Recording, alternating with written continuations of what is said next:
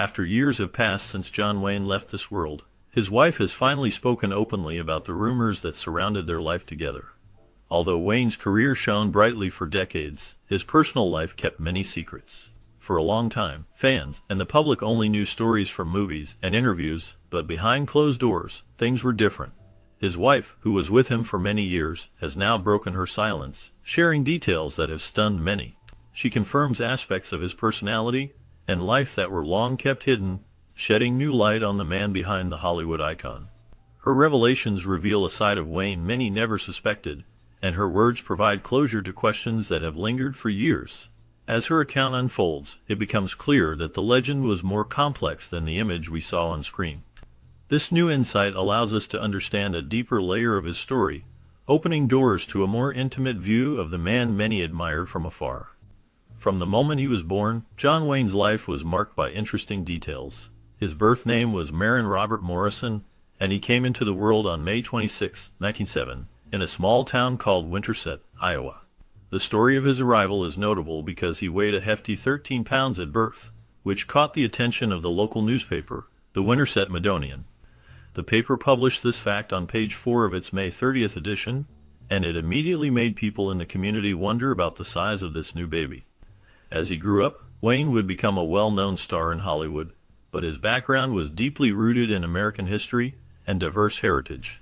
His father, Clyde Leonard Morrison, was the son of Marion Mitchell Morrison, a Civil War veteran, indicating a strong family link to American patriotism. His mother, Mary Molly Alberta Brown, came from Lancaster County in Nebraska, adding to his Midwestern roots. His ancestry also wove a complex pattern of Scottish, Scotch-Irish, English, and Irish connections. His great-great-grandfather, Robert Morrison, came from County Antrim in Ireland and moved to Ohio in 1799 with his mother, reflecting a family history that traced back to the British Isles. The Morrison family originally hailed from the Isle of Lewis in Scotland's Outer Hebrides, emphasizing a Scottish background. Wayne was raised in the Presbyterian faith, which aligned with both his cultural and religious heritage. Over time, Wayne's family names and stories became part of the fabric that shaped his identity. Although many refer to him as Marion Michael Morrison, official documents always recorded his name as Marin Robert Morrison, leaving some confusion about his middle name. He later claimed that his parents changed his middle name from Robert to Michael when they decided to name another son Robert, but research shows no official record of this change. Despite the uncertainty, through all the years, he remained known as Marin Robert Morrison in legal documents and history. Born into a family that experienced several moves during his childhood, John Wayne's early years included family relocations to different parts of California, which helped shape his character and resilience.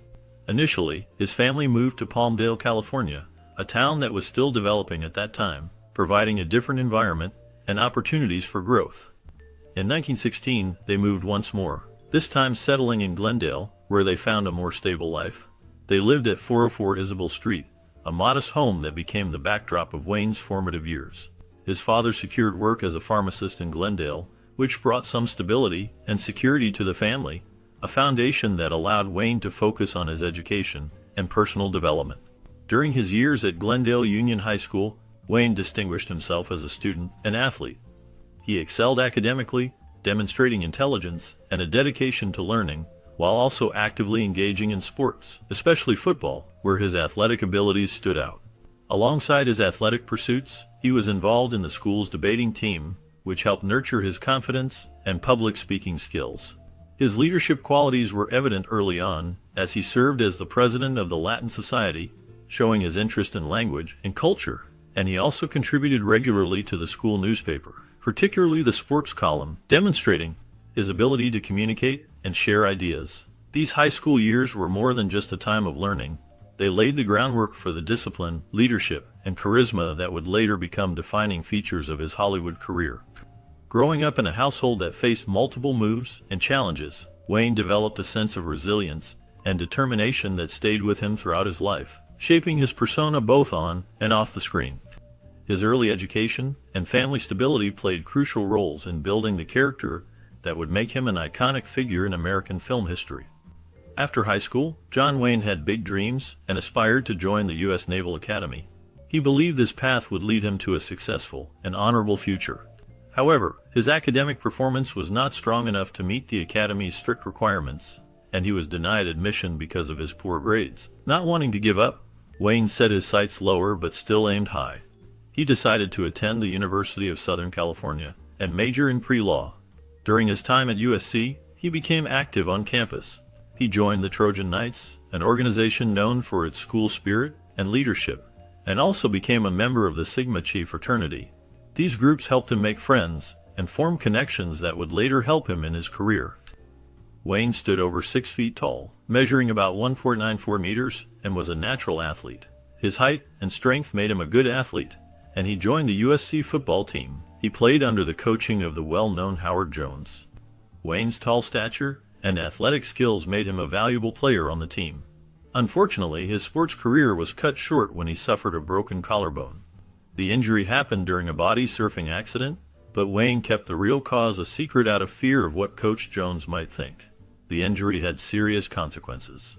He lost his athletic scholarship, which had been his main way of paying for school. Without the scholarship, Wayne faced financial issues, and eventually had to leave USC before finishing his degree. His aspirations for a future in the military and the life he envisioned were temporarily interrupted by these setbacks. Moving to Hollywood, John Wayne's rise to fame was not quick or easy. Back then, he was just a young man trying to find his place in the busy movie world. He used to work as a prop boy at Fox Film Corporation, often moving studio furniture. Despite big dreams, he mostly got small, uncredited parts on the screen. His fortunes began to change when director Raoul Walsh saw him lifting furniture and was struck by Wayne's natural presence. Walsh decided to cast him in his first starring role in the film The Big Trail in 1930. At that time, Wayne was not known as John Wayne yet. His original name was Duke Morrison, which he had used early in his career. Choosing a new name was very important, and Walsh initially suggested Anthony Wayne, inspired by the American Revolutionary War General Mad Anthony Wayne. Still, Fox Studios chief Winfield Sheen thought that sounded too Italian. Walsh then suggested John Wayne, which Sheen accepted. Wayne was not part of this decision, but once the name was picked, his weekly pay was increased from almost nothing to $15, giving him some hope for the future. The Big Trail was a big project, made to be a groundbreaking outdoor movie with a large budget. It cost over $2 million to make, which would be more than $32 million today. Many extras were in the film, and it used the beautiful scenery of the American Southwest to create an almost real frontier world. The film was shot in 2 formats, the normal 35mm and a new, special 70mm grandeur process meant to make the images look more lively and larger. People who saw the film in this new widescreen format often cheered, amazed by the stunning visuals. But only a few theaters could show it in the new widescreen. So many people only saw it in the old format. Despite the beautiful pictures and high budget, The Big Trail did not do well at the box office at that time. Still, critics today praise it for its bravery and innovation, seeing it as an important step in filmmaking history. Wayne's role in the film might not have made him famous immediately, but it was a key moment that introduced him to larger audiences and helped him get closer to becoming a star who would eventually be known all over the world. Initially, John Wayne's career seemed to take a nosedive after a big-budget movie with many extras failed at the box office. He found himself working in small roles that hardly matched the heroic figure he envisioned.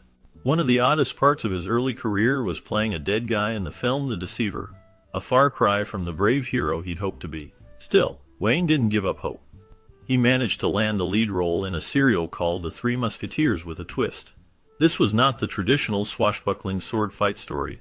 Instead, it featured soldiers fighting in the French Foreign Legion in North Africa. These serials, shown in theaters, were fast-paced and full of action, ending episodes with heroes in danger, kind of like cliffhangers today. Although they were not major films, they kept Wayne's face in the public eye. Wayne also spent many years acting in low-budget westerns produced by Poverty Row Studios, such as Monogram Pictures. These films had tiny budgets, but served as an important training ground for him. He estimated he starred in about 80 of these horse operas between 1930 and 1939.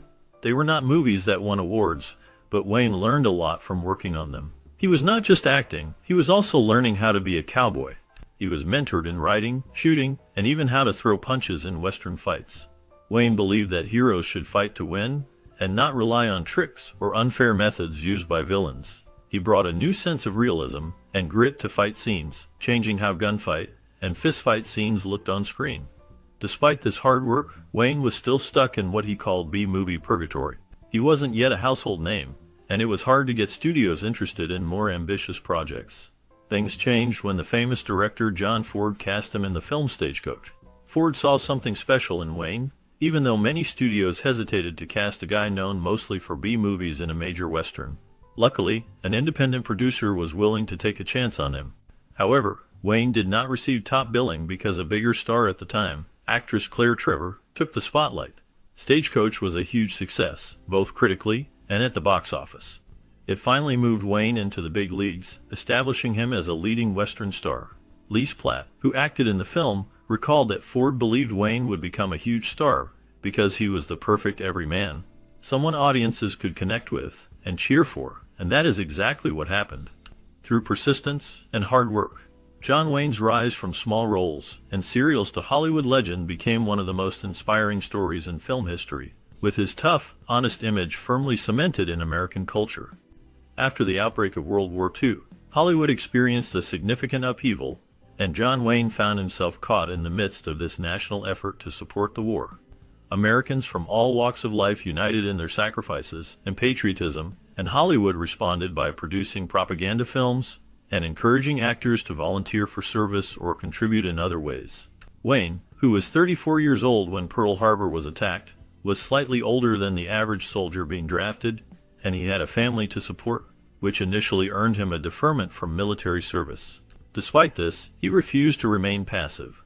Writing heartfelt letters to his friend John Ford, a renowned director, Wayne begged to join Ford's military unit, showing his deep desire to serve.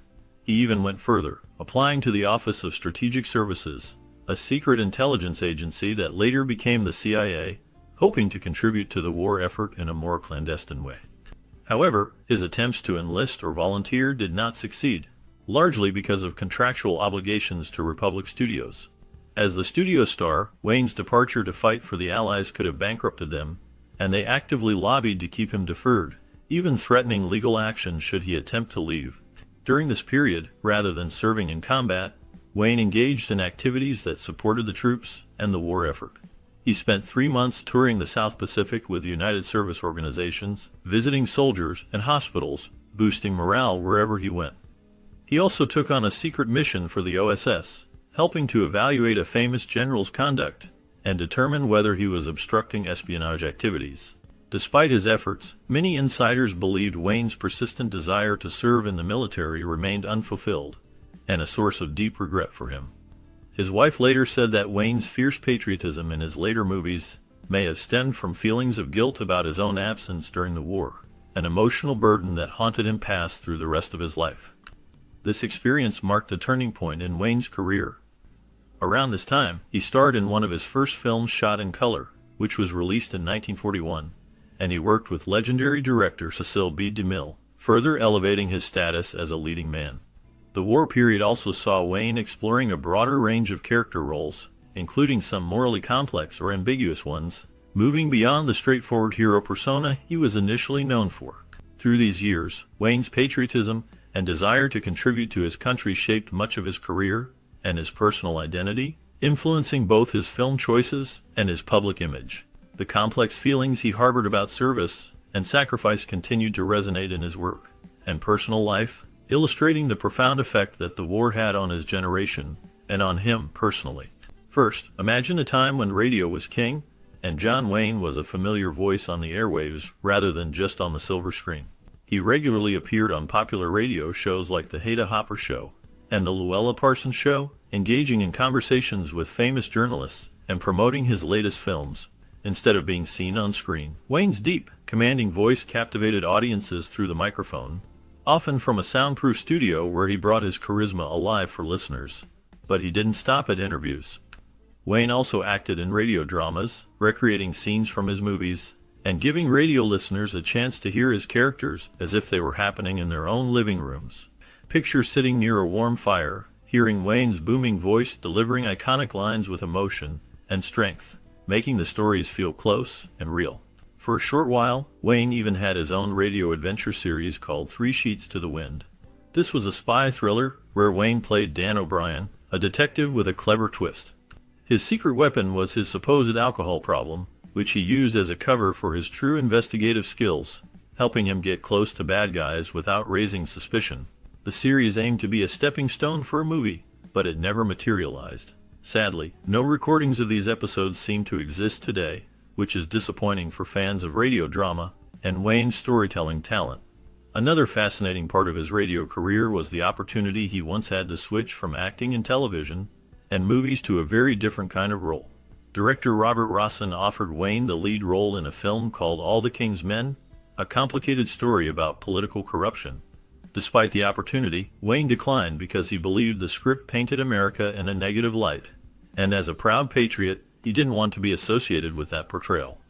The role went to Bradrick Crawford, who ended up winning an Oscar for his performance, while Wayne was nominated for a different film that year. John Wayne's choices weren't just about career ambitions, they also showed that he held firm to his beliefs, sometimes missing out on roles that might have expanded his range.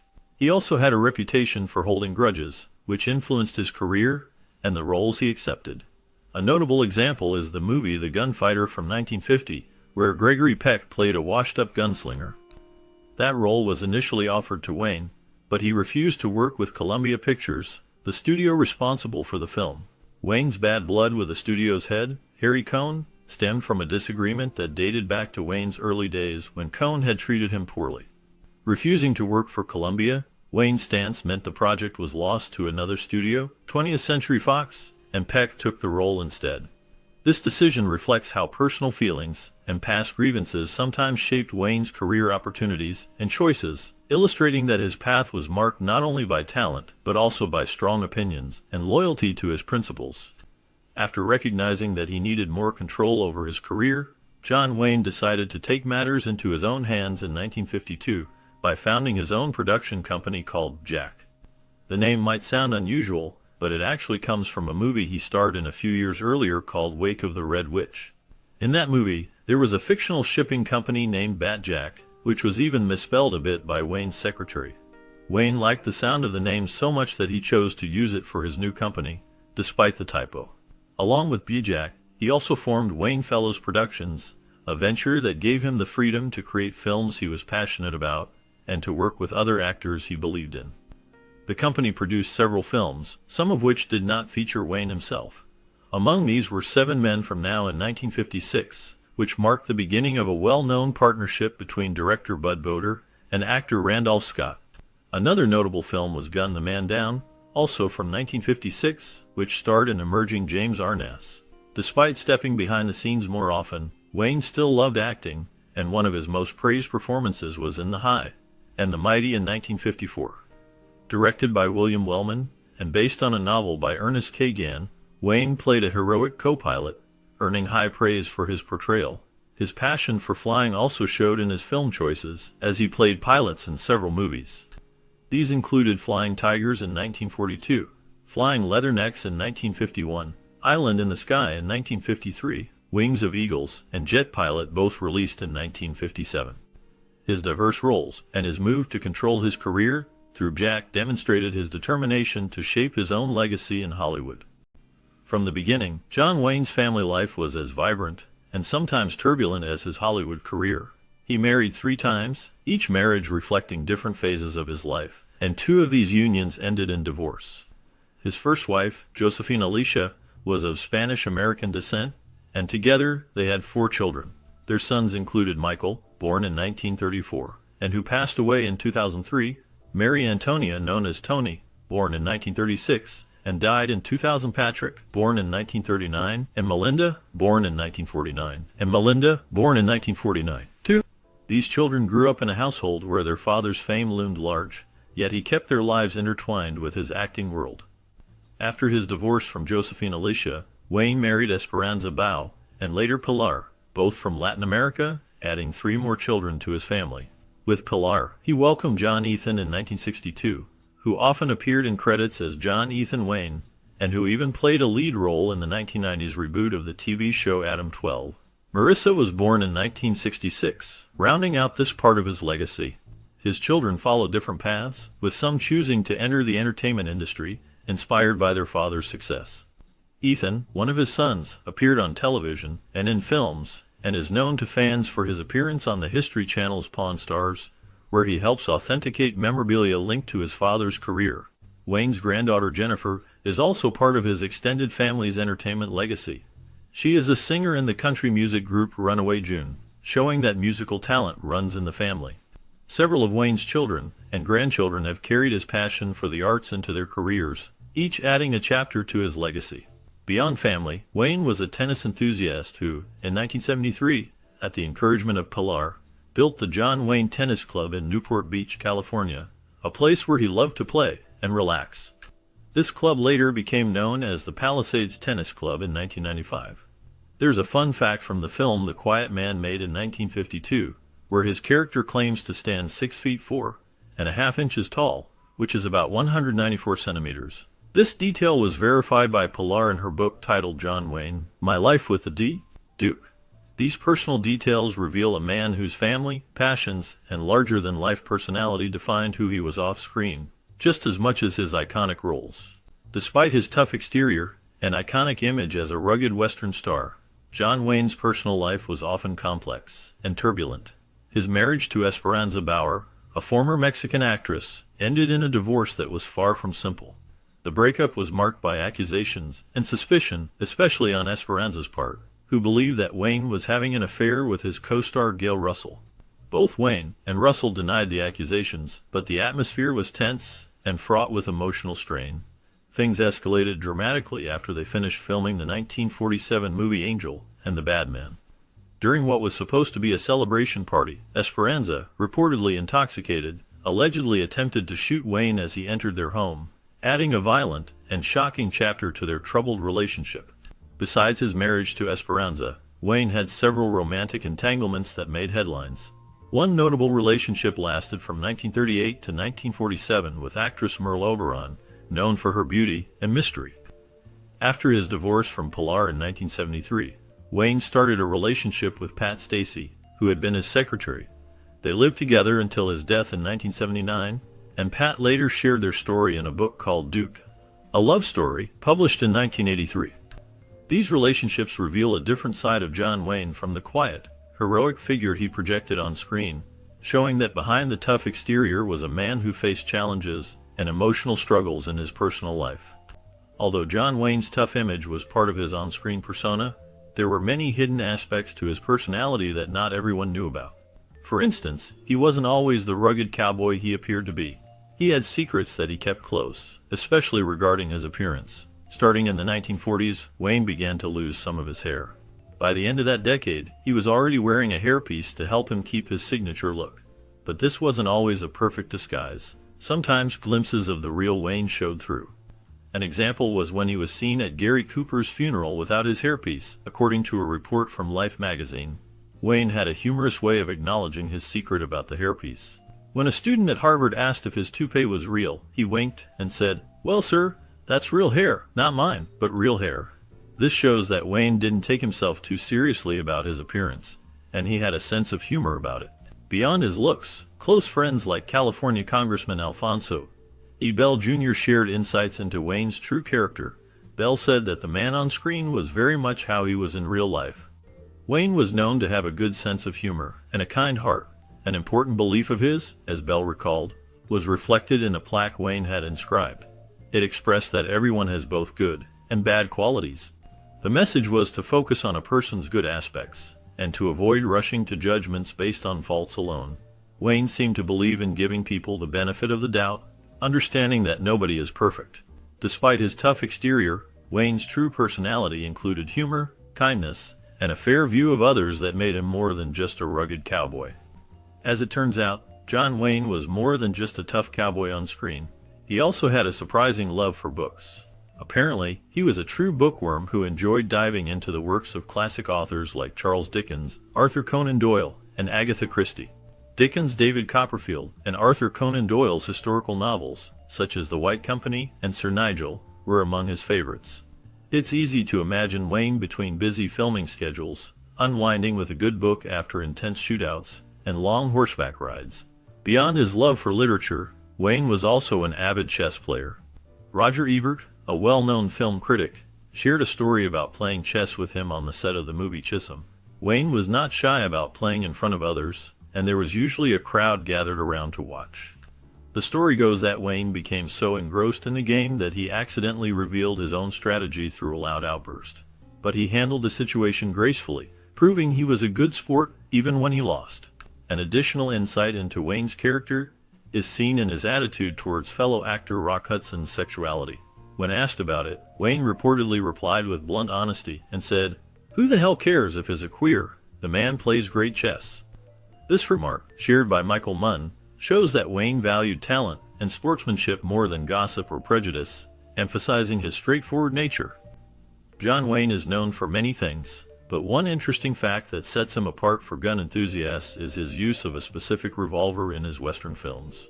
Throughout his career in Western movies, Wayne often relied on the same trusty sidearm, which was the 1873 Colt single-action Army revolver. This revolver is considered a classic firearm, famous for its historical significance and distinctive design. It was widely used by the military and civilians during the late 1800s and early 1900s, especially in the American West. Wayne's choice to use this revolver in many of his films helped to create a sense of authenticity and connection to the Old West.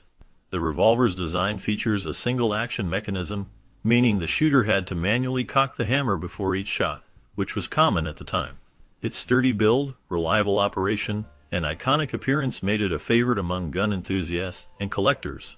The revolver became almost as much a part of Wayne's screen persona as his rugged voice and stoic expressions. By consistently choosing this firearm, Wayne contributed to the weapon's legendary status in American film history, making it a symbol of the Western genre. For fans who appreciate history and firearms, knowing that John Wayne used the same model in many of his films adds an extra layer of authenticity to his legendary cowboy image. The 1873 Colt single-action Army revolver remains a popular collectible today, often celebrated as one of the most iconic guns from the American West era. Its association with John Wayne further cements its place as a symbol of rugged individualism and timeless American storytelling. Despite his tough exterior on screen, John Wayne faced serious health struggles that tested his resilience. In 1964, he was diagnosed with lung cancer, a shocking blow to a man celebrated for his rugged and fearless persona. His diagnosis was particularly significant because it revealed that even the strongest-looking individuals could have vulnerabilities. Wayne decided to undergo extensive surgery to fight the disease, removing his entire left lung and 2 ribs. His business partners worried that the news of his illness might damage his career or affect his image, but Wayne chose a different path. He made his cancer diagnosis public, using his platform to encourage others to get regular checkups and be mindful of their health. His bravery paid off when he was declared cancer-free after 5 years, and he even supposedly coined the nickname the Big C to refer to cancer, making light of a difficult situation and helping to lessen the fear surrounding the disease. However, Wayne wasn't free from health issues forever. His famous image also masked some personal habits that may have contributed to his health problems.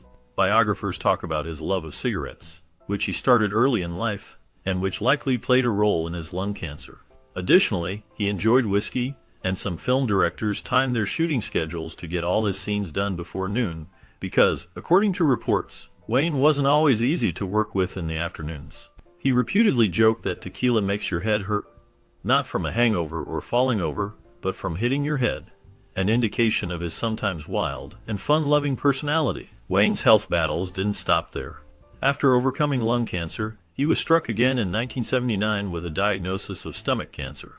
Despite trying an experimental vaccine treatment in hopes of beating the disease, it was not enough.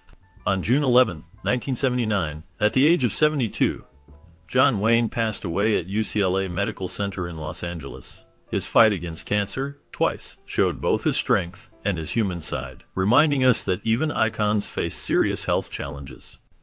After a long day on set or in front of the camera, John Wayne found fulfillment not just in his acting career, but also in his involvement with Freemasonry. He was a high-ranking member of this ancient fraternal organization that has been around for centuries, known for its secret rituals, brotherhood, and emphasis on moral values. Wayne's dedication to Freemasonry went beyond simple membership. He became a Shriner, a smaller subgroup within the organization famous for their charitable work and community service. His role in Freemasonry reflected his interest in camaraderie and giving back. Outside of his commitments to Hollywood, Wayne also sought adventure and new experiences. During the early 1960s, he traveled frequently to Panama, a place he found intriguing and exciting. His love for exploration led him to purchase his own island there, named Tobago. It was a private paradise where he could escape and enjoy nature, but sadly, after his passing, his estate decided to sell the island. Another passion of Wayne's was sailing. He owned a yacht called the Wild Goose, which he spent much time on, especially docked in Newport Beach Harbor. The Wild Goose was more than just a boat to him. It was a symbol of his love for the sea. Over time, the yacht gained recognition and was honored by being placed on a list of historic places in the United States in 2011. Despite health problems that sometimes limited his activities, Wayne's life was rich with diverse pursuits outside his film career. His interests in Freemasonry, sailing, travel, and adventure showed that his life extended far beyond the well-loved roles he played on screen. Because after John Wayne's death in 1979, Pat Stacey, the woman who loved him most in his final days, revealed shocking details about his passing that many never knew. She explained that his death was not just caused by natural illness, but was linked to a tragic event from his past. In 1954, Wayne was filming a movie called The Conqueror, which depicted the life of the Mongolian warlord Genghis Khan. The filming location was very close to a site used for nuclear bomb testing in Nevada. The set was only about 100 miles away from where atomic bombs were tested, and at the time, everyone working there had no idea how dangerous this was. The winds carried radioactive fallout from the tests directly over the film crew and cast. Years later, many of the people involved developed cancer, and the numbers were shocking. Out of 220 people working on the film, 91 lost their lives to cancer, including John Wayne himself. Wayne fought bravely against stomach cancer, which ultimately took his life. Her story suggested that this radiation exposure from the nuclear tests decades earlier might have been a key reason behind his illness. Though he is no longer here, John Wayne's legacy continues, inspiring countless fans worldwide. His story is also one of resilience and determination. Despite facing serious health issues and the burden of past mistakes, Wayne kept pursuing his passion for acting. His life reminds us to stay strong and true to ourselves, even when faced with tough challenges, and forever, his story remains a testament to perseverance and the complexity behind the myth of the tough guy. Since time has passed, John Wayne's legacy remains as bright and influential as ever. Beyond the many movies he starred in, his impact on American culture and the film world continues strongly. His tough, straightforward persona has inspired many new actors and filmmakers. Even after his death, John Wayne's name has been kept alive in various meaningful ways. In 1979, the United States Congress awarded him the Congressional Gold Medal, recognizing his important contribution to the country through his films and service. A year later, he was posthumously honored with the Presidential Medal of Freedom by President Jimmy Carter, the highest civilian award in the nation. His movies still hold a special place for audiences today, with classics like Stagecoach, The Searchers, and True Grit still watched and studied in film schools. These films highlight his influence on the Western genre and cinema overall. His image and name are used in many products and marketing, showing how he became a true cultural icon. Memorabilia, themed restaurants, and other items celebrate his rugged American spirit and sense of independence. His family founded the John Wayne Cancer Foundation in 1985, which continues to support cancer research and education. The foundation honors Wayne's own fight with cancer, funding innovative programs that reflect his strength and dedication. His legacy isn't just about movies or fame. It's about values like courage, resolve, and duty. These qualities still inspire many and ensure that the legend of the Duke will live on for many generations to come. From the start of his career in the 1920s, John Wayne built an impressive filmography that lasted into the 1970s, making him one of the most recognizable faces in Hollywood history. His breakthrough role came with the film Stagecoach in 1939, a movie that set him on the path to stardom. After that, he continued to act in many notable films, each adding to his reputation as a tough, dependable hero. In 1956, his performance in The Searchers became legendary and helped define his career. Later, in 1969, he won an Academy Award for his role in True Grit, another film that showcased his rugged style and dedication to realism on screen. He also appeared in The Man Who Shot Liberty Valance in 1962, a film that is still remembered for its powerful story and strong performances. His work in Red River in 1948 displayed his ability to lead as a stern, but caring cowboy, while The Quiet Man in 1952 showed his talent in portraying a more humorous and romantic character. Throughout his career, John Wayne often played roles that highlighted bravery, patriotism, and honesty, which made him a symbol of the Western genre. His filmography reflects an actor who remained energetic and influential over several decades, shaping how audiences see Westerns and heroic figures. John Wayne was known for his strong conservative political views. He openly supported the Republican Party and often endorsed Republican presidential candidates, showing his clear allegiance to that political side. Wayne was also very vocal about his anti-communist stance. During the Red Scare, he supported efforts by the House Un-American Activities Committee to root out communists and their influence, reflecting his firm opposition to what he saw as threats to American freedoms and values. His beliefs in traditional American ideals shaped many aspects of his career, including the roles he chose to play. Many of his movies highlighted themes like patriotism, strength, and individualism, which aligned with his political outlook. These themes often appeared in stories that celebrated American history and the rugged individual who stands for liberty and justice. Wayne's political views didn't just stay in his personal beliefs. They played a significant role in the movies he made and the messages he wanted to share with his audience. His interviews, public statements, and the characters he portrayed all reflected his firm convictions about the importance of supporting American values and resisting ideologies he disagreed with. Over his career, Wayne became more than just an actor. He was seen as a symbol of conservative American ideals and a person who believed in the strength of traditional values. Many people recognize John Wayne as a legendary actor who left a lasting mark on Hollywood and American culture. Throughout his career, he received numerous awards and honors that highlighted his talent and influence. One of the most notable achievements was winning the Academy Award for Best Actor for his role in the film True Grit in 1969. That award solidified his reputation as one of the leading actors of his time and appreciated for his strong, memorable performances. Beyond film awards, Wayne was also honored with a Congressional Gold Medal in 1979, which is one of the highest civilian awards in the United States. This medal was given to him to recognize his contributions to the country through both his acting and his public service. After his death, he was awarded the Presidential Medal of Freedom in 1980, a posthumous honor that acknowledged his significant impact on American culture. These honors showed that Wayne was more than just an actor. He was seen as a symbol of certain American values and ideals. His awards reflected how deeply he connected with audiences, critics, and the nation as a whole. His legacy remains tied to these recognitions of his career, his influence, and the way he helped shape the image of America in film and public life. Building upon his career in film, John Wayne's influence has grown into a lasting cultural legacy that extends far beyond the movies he starred in. His name is immortalized in the form of the John Wayne Airport in Orange County, California, which serves as a daily reminder of his importance in American culture.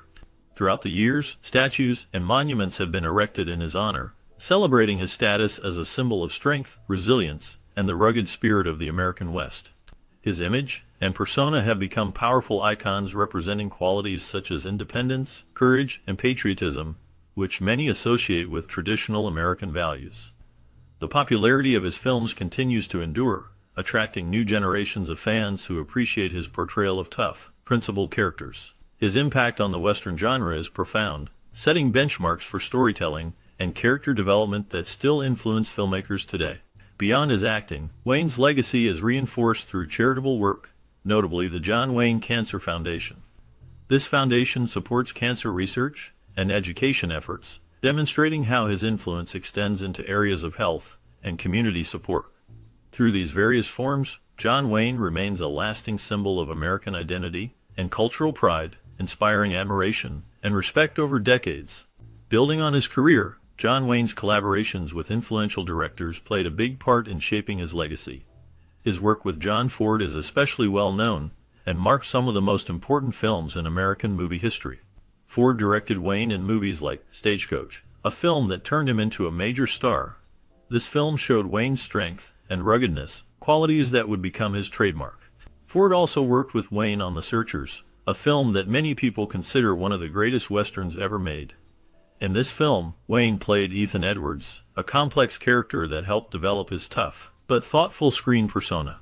They also collaborated on The Man Who Shot Liberty Valance, which mixed action with a deeper look at law, order, and morality in the West. These films not only made Wayne famous, but also helped define how Western heroes are shown on screen. In addition to Ford, Wayne also teamed up with Howard Hawks, another legendary director. Their work together produced notable films such as Red River, which showed Wayne's ability to play a tough, commanding character in a story about frontier life. Rio Bravo is another key film in their collaboration, where Wayne starred alongside other big stars of the time. These movies helped demonstrate Wayne's versatility as an actor, and contributed to his reputation as a symbol of American ruggedness and independence. The work he did with these directors made his films stand out, and left a lasting mark on the film industry. Their collaborations not only created some of the most enduring westerns, but also helped shape Wayne's image as a fearless and straightforward hero who embodied the spirit of the American frontier. Building on his reputation as a Western hero, John Wayne also left a significant mark in the genre of military and war films, showcasing his patriotism and admiration for the armed forces. His filmography includes many movies that depict the bravery, sacrifice, and resilience of soldiers during times of conflict. One notable film is Sands of Iwo Jima, released in 1949, where Wayne portrayed a tough and determined Marine who embodies the fighting spirit and courage of American troops during World War II. His role in this film resonated with audiences, emphasizing the importance of unity, strength, and perseverance in the face of danger. In 1962, he starred in The Longest Day, a large-scale film depicting the D-Day invasion of Normandy during World War II. Wayne's performance highlighted the heroism of soldiers and the critical moments that shaped history.